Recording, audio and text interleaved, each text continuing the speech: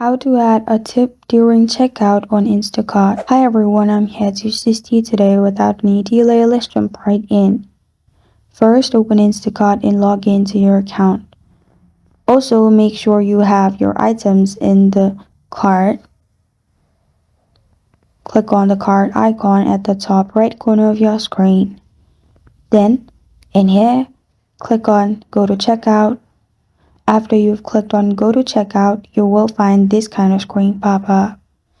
In here, at the bottom, you will find tip option. In my region, there is no tip, so it's not available, but you will find the tip icon in here, which will be named as delivery tip section.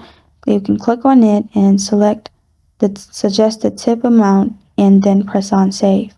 After you do that, you're good to go.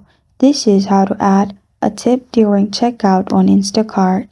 Thank you for joining me today. If this video helps you out, please leave a like and subscribe for more. Got a question or want to suggest a topic? Comment below. Thank you for watching.